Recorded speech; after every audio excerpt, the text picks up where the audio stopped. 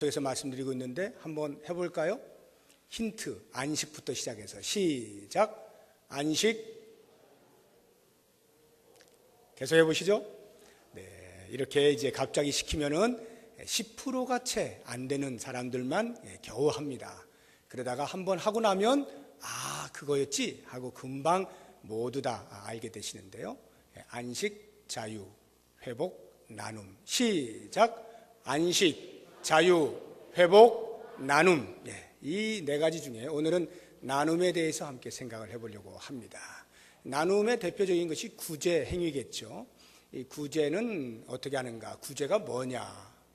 구제에 담긴 의미가 뭔가? 이런 것들을 오늘 본문의 말씀을 중심으로 해서 함께 생각을 해보려고 하는데요. 예수님께서 산상수훈 가운데에서 이 구제의 말씀을 하시면서 우리들에게 들려주는 세 가지 교훈이 있습니다. 그것을 한 가지 한 가지 같이 생각을 해보겠습니다. 첫 번째가 구제는 하나님의 명령이다라는 겁니다. 구제는 하나님의 명령입니다.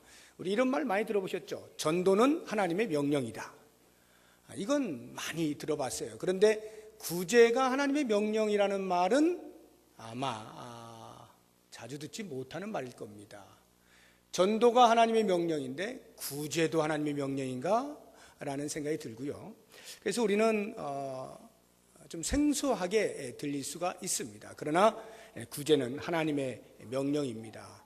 그것을 오늘 본문의 말씀에서 우리가 한번 찾아보려고 하는데요. 2절을 보시게 되면 그러므로 구제할 때에 이렇게 나오죠. 그러므로 구제할 때에 이 산상수훈 가운데 5장, 6장, 7장 중에서 6장은요.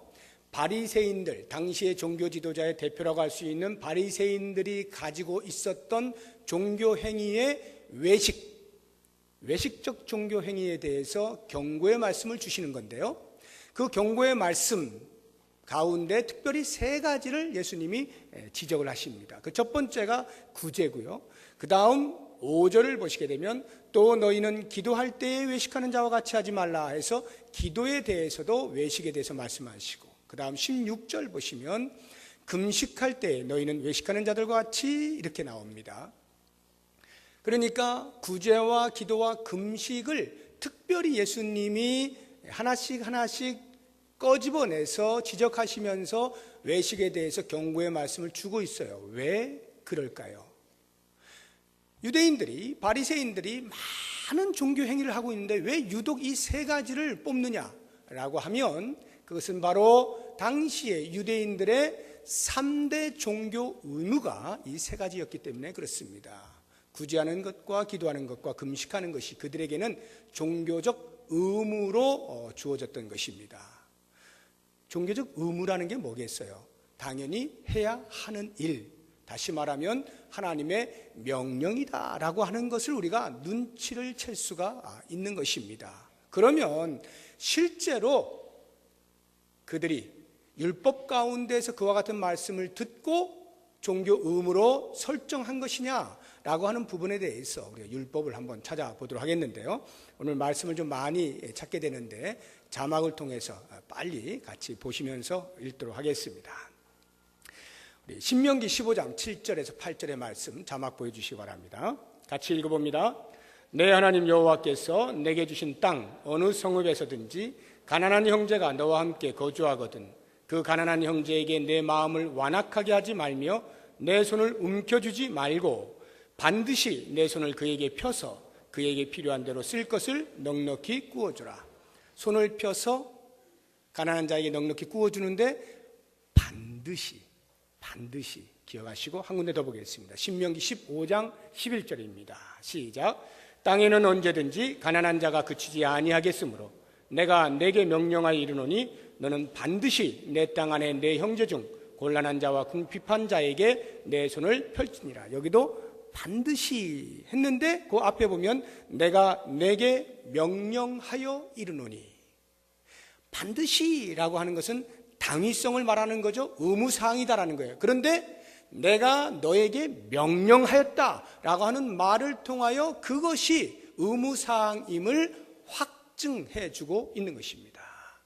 유대인들은 이와 같은 율법의 말씀에 충실하였기 때문에 그들의 삶에서 종교 행위에서 이 구제를 종교 의무의 하나로 삼고 그 명령을 따라서 실행을 하고 있었던 것이죠.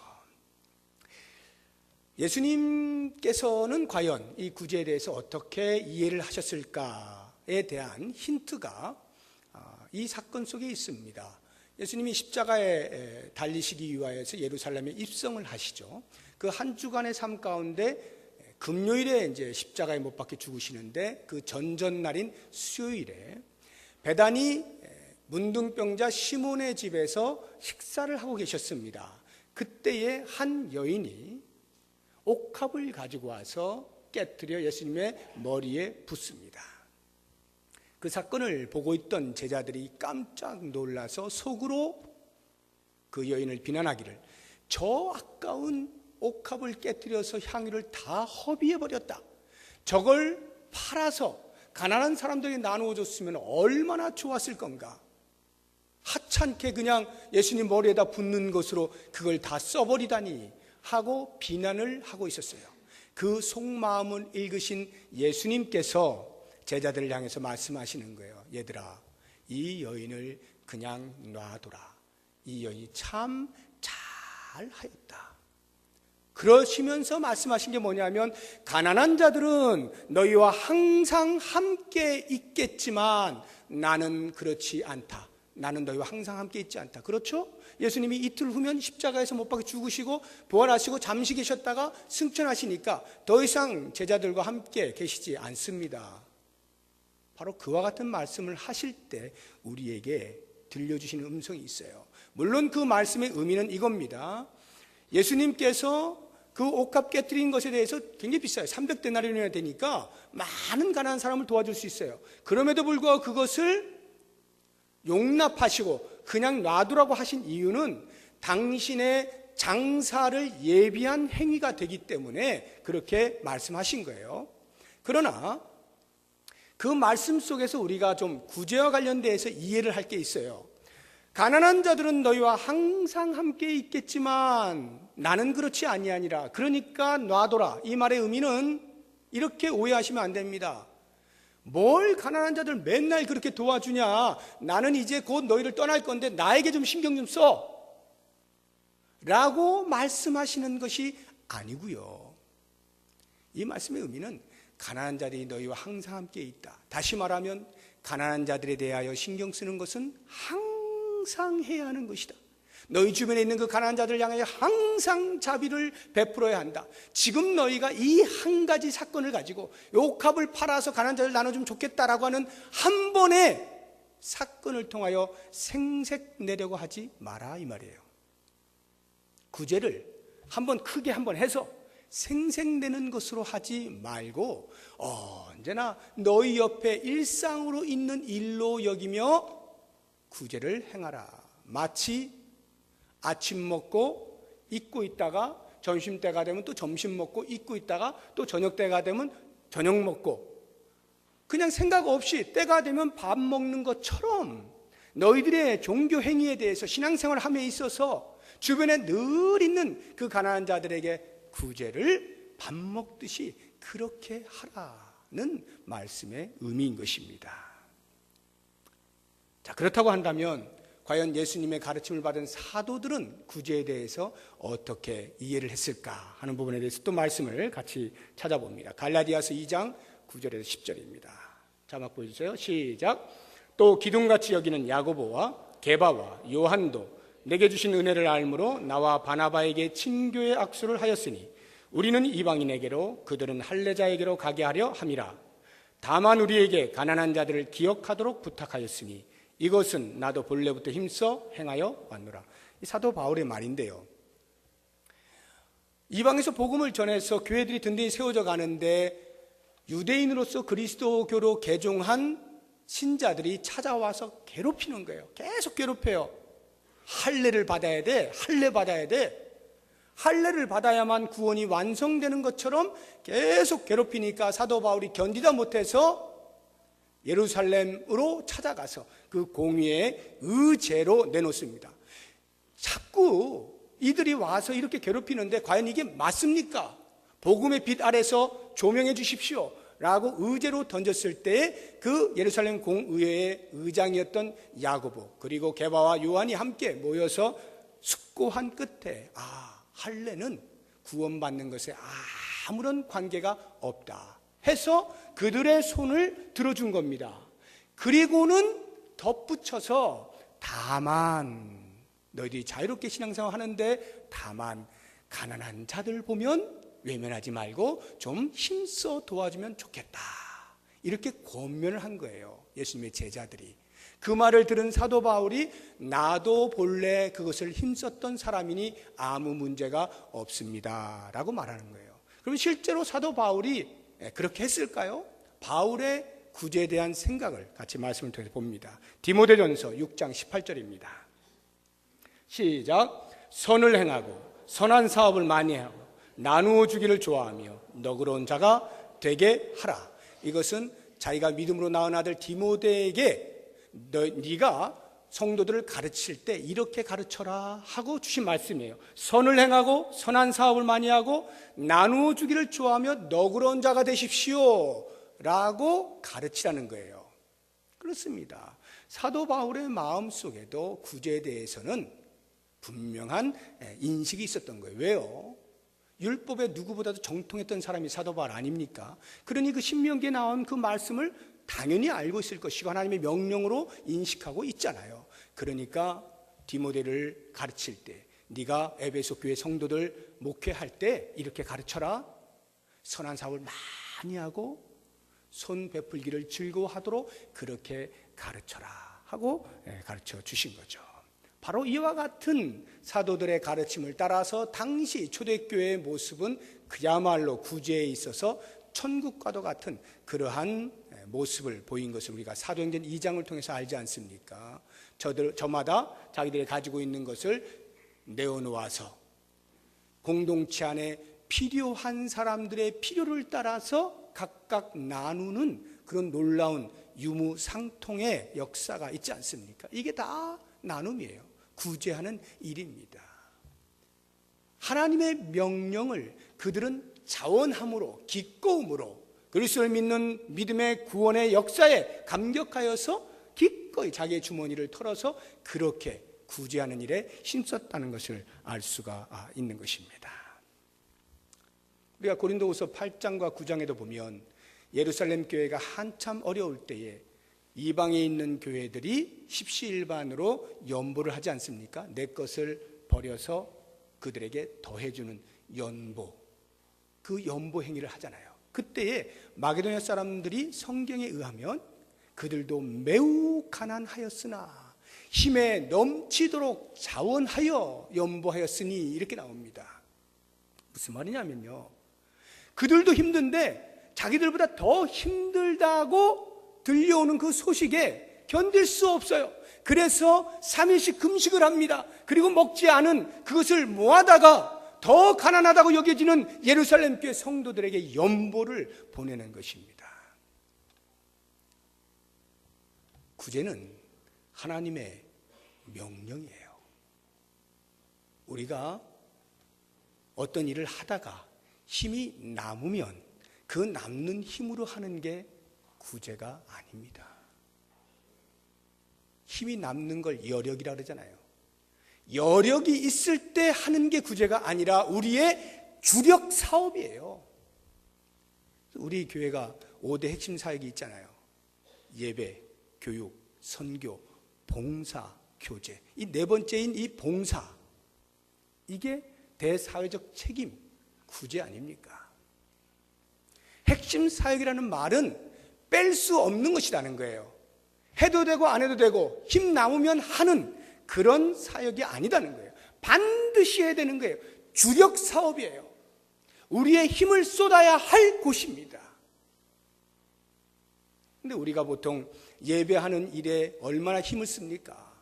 하나님의 말씀을 가르치는 일에 힘 많이 쓰죠. 복음을 증거하는 일에 목숨을 걸죠.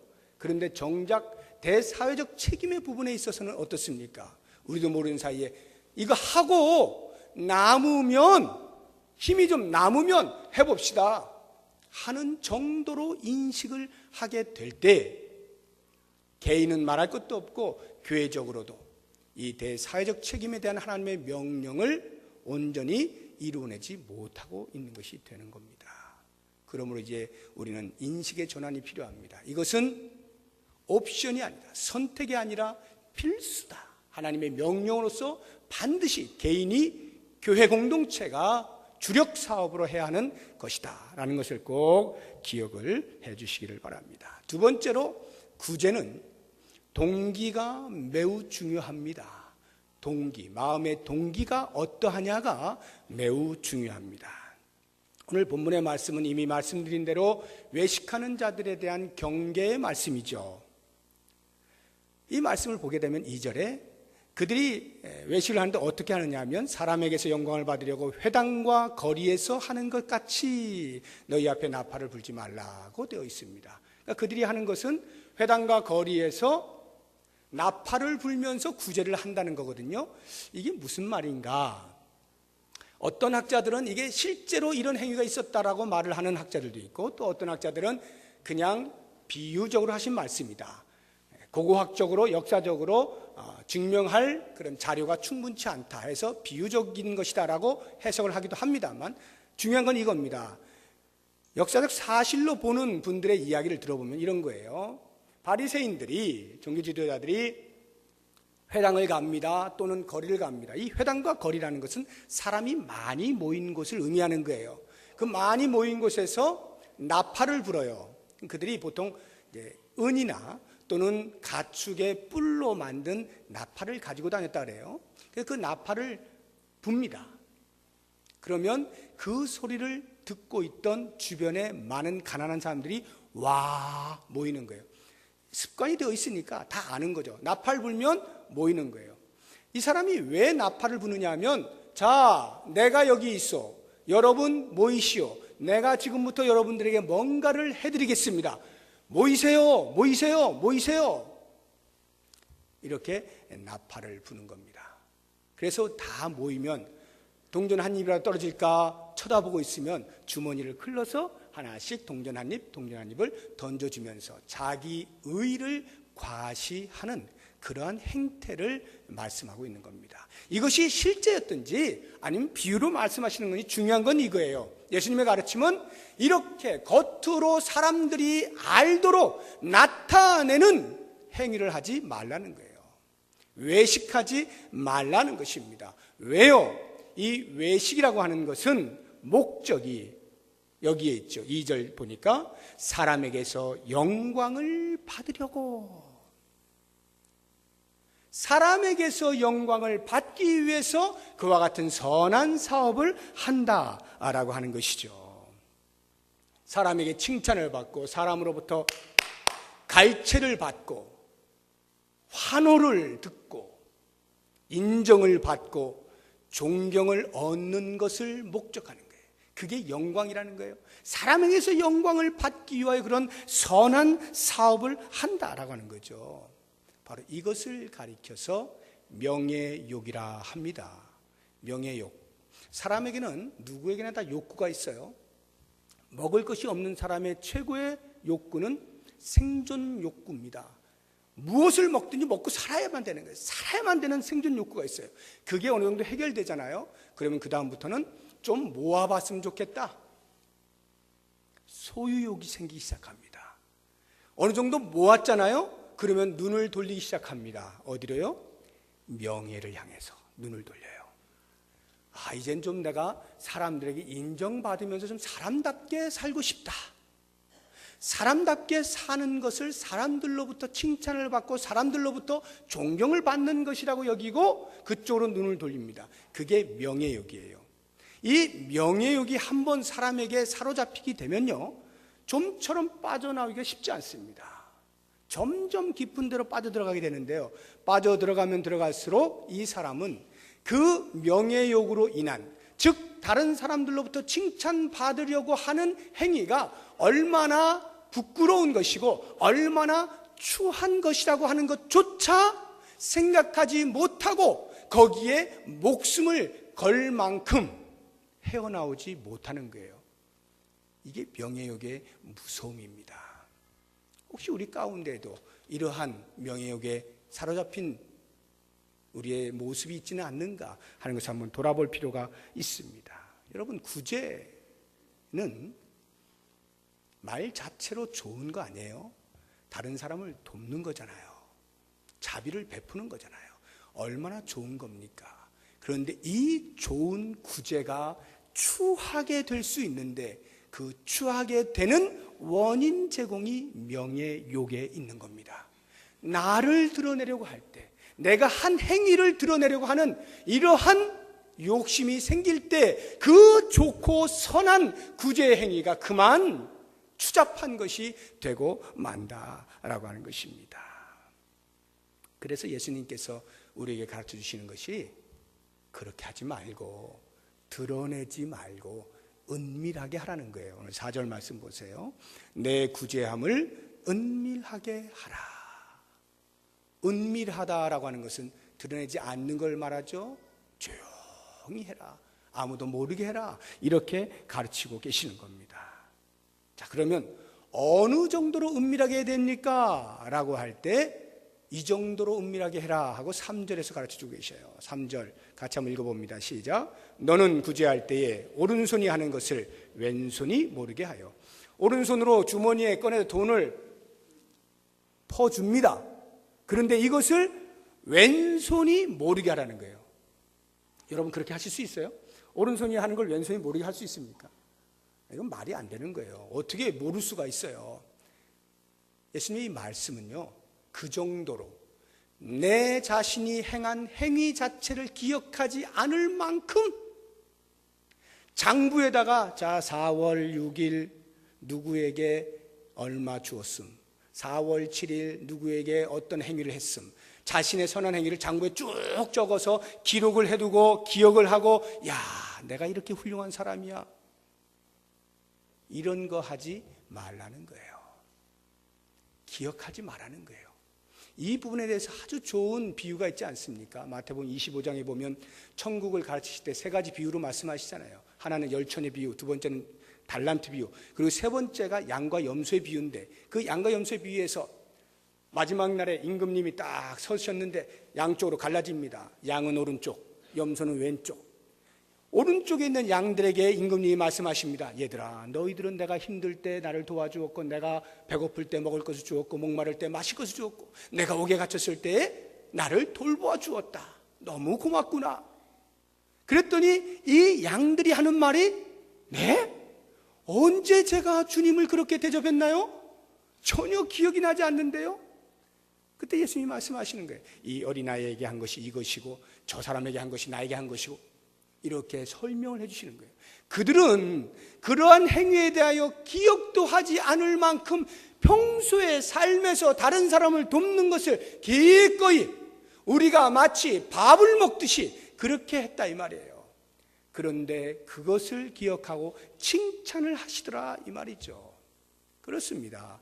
오른손이 하는 것을 왼손이 모르게 하라는 말은 바로 이와 같이 자신의 선한 행위에 대하여 드러내지 아니하고 할 수 있어야 한다라고 말씀을 하시는 거죠. 자, 그러면 우리가 좀 고민되는 게 있어요. 야, 그러면 똑같이 산상수훈에서 예수님이 하신 말씀 가운데 상충되는 게 있는데 이거 어떻게 이해를 해야 될까?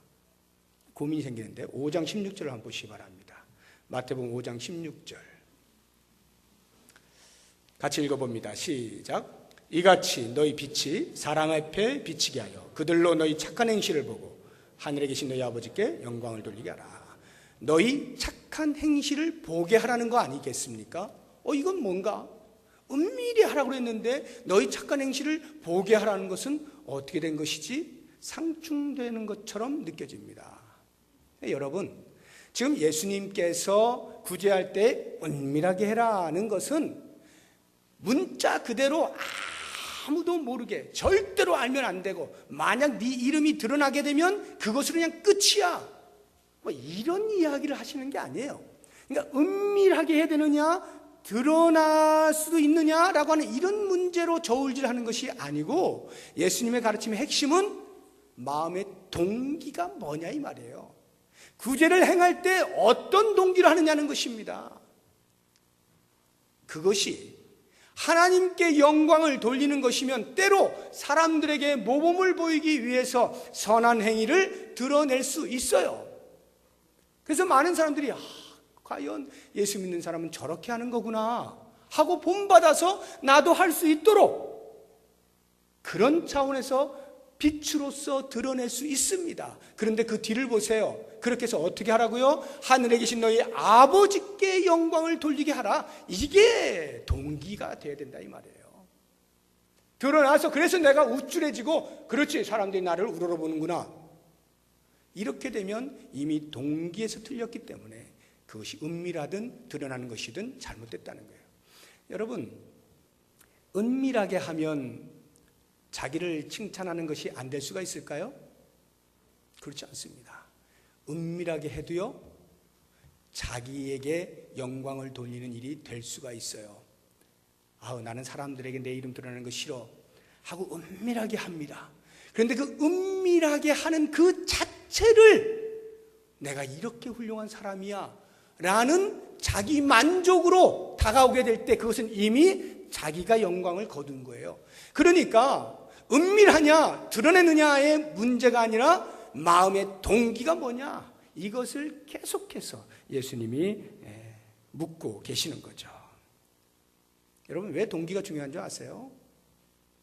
내가 칭찬받는 거냐, 하나님께 영광 돌리느냐, 이게 왜 중요합니까? 하나님께도 영광 돌리고 나도 좀 칭찬받으면 좋지 않을까? 이런 생각이 들잖아요. 그런데 그게 말처럼 쉽지가 않아요. 내가 영광을 받기 시작하면요, 하나님이 안 보이기 시작해요.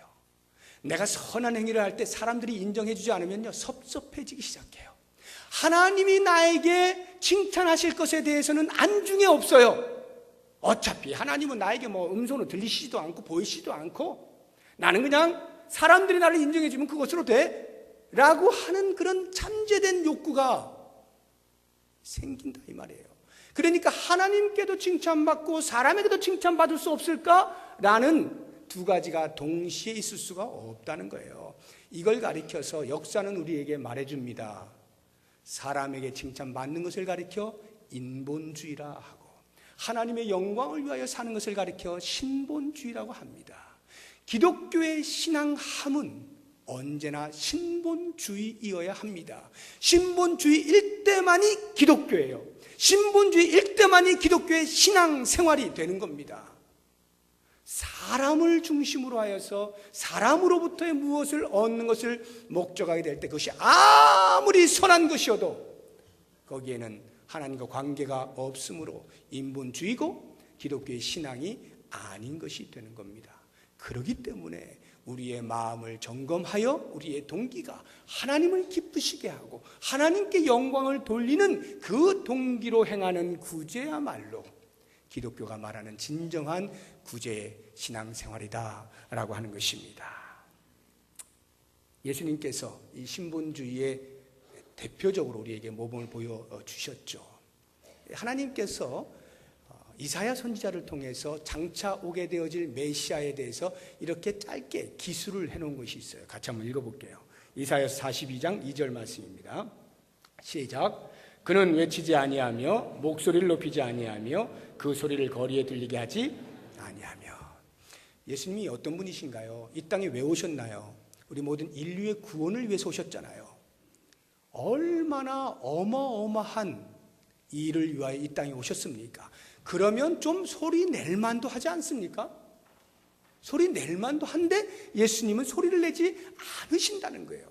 신약에서 이 말씀을 인용할 때는 들레지 아니하며 이렇게 표현해 놨어요. 들레다는 게 시끄럽게 떠든다는 거예요. 나를 들은 내가 여기 있다, 이게 들렌다는 건데 들레지 아니하셨다는 거예요. 요한복음에 보면요, 예수님은 오직 자기의 영광은 놔두고 하나님 아버지의 영광만을 위하여 일하신다라고 계속 반복하여 말씀하고 계십니다. 이것이 바로 신본주의예요.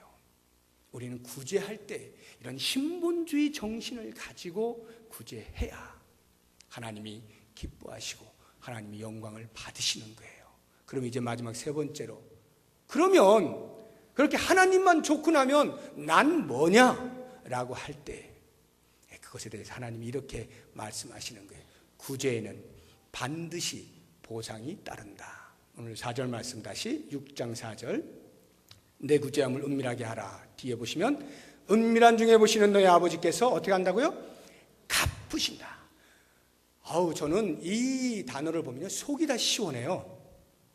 영어로 보시면요, 이 갚으신다는 말을 영어로 리워드라는 단어를 썼어요. 리워드는 상이란 뜻입니다.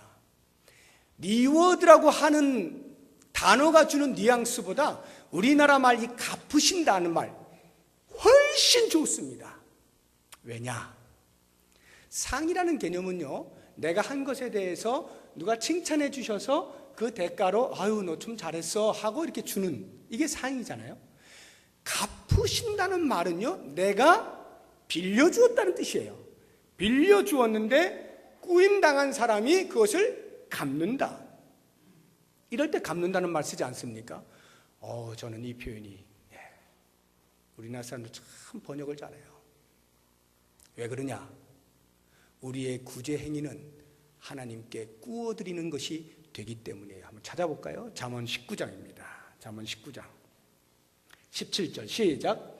가난한 자를 불쌍히 여기는 것은 여호와께 그의 선행을 그에게 얼마나 선명하게 나와 있습니까?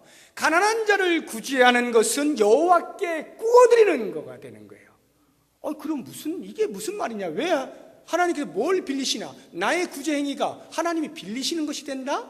이 말의 뜻은 하나님이 가난한 자를 늘 성도의 주변에 두시고 그 가난한 자를 돌보시기 원하시는데 하나님이 하실 일을 누가 한다는 거예요? 성도가 하고 있으니 하나님 편에서 볼 때 네가 나를 대신하여 일하는구나, 내가 너에게 빚을 졌네, 이 뜻이 되는 거예요. 그래서 그 구제를 행하는 사람에게 하나님께서 잊지 않으시고 무시하지 않으시고 반드시 기억하여 상을 베푸시겠다라고 말씀을 하시는 것이죠. 하나님께서 어떻게 상을 베푸실까에 대해서 또 성경 말씀 한번 보겠습니다. 신명기 15장 10절입니다. 시작. 너는 반드시 그에게 줄 것이요 줄 때에는 아끼는 마음을 품지 말 것이니라. 이로 말미암아 내 하나님 여호와께서 내가 하는 모든 일과 내 손이 닿는 모든 일에 내게 복을 주시리라. 내가 하는 모든 일과 내 손이 닿는 모든 것에 하나님이 복 주신대요. 한 군데 더 볼까요? 신약을 이번에 보겠습니다. 누가복음 6장 38절입니다. 시작. 주라 그리하면 너희에게 줄 것이니 곧 후이되어 누르고 흔들어 넘치도록 하여 너희에게 안겨주리라. 너희가 헤아리는 그 헤아림으로 너희도 헤아림을 도로 받을 것이니라. 이 지금 두 구절의 말씀을 가만히 들어보시면 너무 엄청나지 않습니까? 하나님이 복을 주시는데요, 내가 하는 모든 일에 내 손이 닿는 모든 것에 복을 주시겠다는 것이고요, 내가 가난한 자에게 뭘 주면 하나님이 도로 주시는데 그냥 주시는 게 아니라 후히 되어 누르고 흔들어 넘치도록 하여 나에게 안겨주시겠다. 여러분, 이 표현이요, 무슨 설마 하나님이 그렇게 하시겠나? 그렇게 되면 우리 전부 다 그냥 부자 될게? 이런 생각이 들 만큼 어마어마한 말씀으로 하시지 않습니까? 이게 무슨 뜻일까요? 하나님이 절대로 잊지 않으신다 이 말이에요. 우리의 행위에 대하여 나는 설령 잊어버렸어도 하나님은 잊지 아니하시고 그 행동에 대하여, 신앙 행위에 대하여 반드시 보상해 주겠다라고 하는 철저한 하나님의 약속을 이렇게 생생하게 표현을 하고 있는 것이죠. 자, 그러면 이제 마지막으로 우리가 생각해 볼 것이 이거예요. 그러면 우리가 그 상을 바라보고 선행을 하는 거니까 그놈이나 별로 다를 것 없네? 알고 보니까 우리도 역시 상 때문에 하는 거 아니야? 라는 생각이 들 수가 있어요.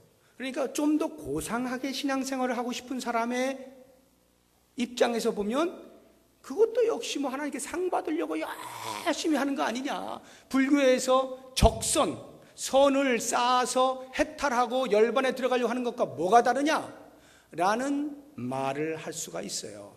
또 그런 오해를 살 만한 성경 구절이 여기저기 또 있어요. 빠른 속도로 우리 같이 한번 두 구절만 찾아봅니다. 빌립보서 3장 14절 시작. 표대를 향하여 그리스도 예수 안에서 하나님이 위에서 부르신 부름의 상을 위하여 달려가느라. 사도 바울이 목숨 걸고 복음을 전하는데 그 이유가 뭐라고요? 위에서 부르신 부름의 상을 위하여 달려간다 이렇게 표현하잖아요. 한 군데 더 보죠. 히브리서 11장 26절 시작. 그리스도를 위하여 받는 수모를 애굽의 모든 보화보다 더 큰 재물로 여겼으니 이는 상 주심을 바라봅니다. 모세에 대한 이야기예요. 바울이나 모세나 거장들 아닙니까? 근데 그 거장들이 하는 말이 고작 상 받으려고 했다는 거죠. 야, 그렇게 훌륭한 삶을 살았는데 알고 보니까 상 받으려고 했네. 이런 오해를 살 만한 구절이에요. 그런데 여러분 잘 생각하셔야 돼요. 그들의 이러한 표현은요, 상을 목적하여서 그것을 받으려는 동기에 의하여서 했다는 말이 아닙니다. 그들의 삶은 오직 하나님께 영광이에요. 하나님이 기뻐하시는 일을 하는 거예요. 하나님이 하라 하신 사명대로 사는 거예요. 나는 내 할 일은 하나님께 영광 돌리는 삶입니다. 사명을 완수함으로써. 그런데 그 삶에 대해서 하나님은 나를 볼 때 네가 그렇게 했어? 이야, 정말 잘했구나 하고 상을 주시는 거예요. 이건 하나님이 하시는 일이에요. 그런데 내가 이렇게 충성스럽게 하나님의 영광을 위하여 살 때 그것을 외면하지 아니하시고 잊지 아니하시고 상 주시는 하나님이신 것을 안다 이 말이에요. 내가 안다는 거예요. 그게 뭐가 잘못됐어요? 나에게 그런 상을 주시는 하나님 것을 내가 아는 거예요. 그 표현이 이런 거예요. 나는 부름의 상을 위하여 달려간다. 상이 목적이라는 게 아니라 하나님의 영광이 목적인데 하나님이 그런 사람을 잊지 아니하여 상 주신다는 걸 내가 알고 있다. 그 말은 그래서 나는 포기하지 않는다. 나는 주저앉지 않는다. 중간에 그만두지 않는다. 나는 계속 할 것이다. 이 고백 아니겠어요? 사랑하는 여러분, 우리 교회가 희년을 맞이하면서 여러분들의 주머니에서 계속 뭔가를 요구하죠? 힘드시죠? 이것저것 요구하고 지금도 뭐 희년 저금통이라고 매일 저금해가지고 그걸 또 가지고, 야, 교회가 뭐 하는 일이 돈만 거두나? 혹시 이런 생각 하실런지 모르겠어요. 그러나 여러분 잘 생각해 보세요.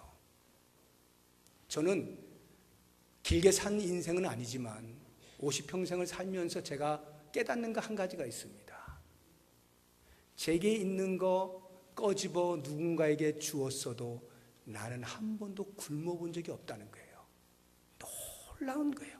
모르겠어요. 제가 안 주고 그것을 잘 저금해 두면 내가 지금보다 더 부자였을런지는 모르겠어요. 저는 절대로 그렇게 생각지 않아요. 중요한 건 나는 한 번도 굶은 적이 없다는 거예요. 단 한 번도 아쉬운 적이 없다는 거예요. 아쉽다라고 하는 것이 사람마다 기준이 다를 텐데요. 하나님은 하나님을 기쁘시게 하는 사람을 굶겨 죽이지 않으시는 거예요. 우리가 하나님 앞에서 힘을 다하여서 헌금을 할 때에, 특별히 우리가 지금 희년 감사 저금통에 매일 1,000원의 감사를 해봅시다 라고 할 때 그 감사에서 모은 그것을 우리 교회는 선교와 구제 이 두 가지에만 쓰기로 결정을 하였습니다. 이제 그렇게 쓰이게 될 겁니다. 여러분 기대를 하십시오. 그래, 내가 한 푼 두 푼 모은 그것으로, 우리 성도들이 다 같이 마음을 모아서 모은 그것으로 나보다 훨씬 필요하는 사람들에게 전달되겠구나, 그렇게 쓰이겠구나, 하나님이 그것을 보고 기뻐하시고 기대하고 계시겠구나, 이 사실을 우리가 인식하게 될 때 때로 우리의 마음에 허리가 휘어진다 라는 생각이 들다가도 허리를 곧게 하시는 하나님을 만나게 되는 겁니다. 사랑하는 성도 여러분, 모쪼록 원하기는 힘을 다하여서 개인으로, 교회적으로 우리의 주변을 살펴서 우리의 도움을 필요로 하는 이웃들에게 기꺼이 우리의 손을 펼쳐서 많은 것들을 드려 하나님을 기쁘시게 하고 하나님을 영화롭게 할 수 있는 복된 삶을 사시기를 주의 이름으로 축복합니다. 기도하겠습니다. 하나님 아버지, 그렇게 살고 싶습니다.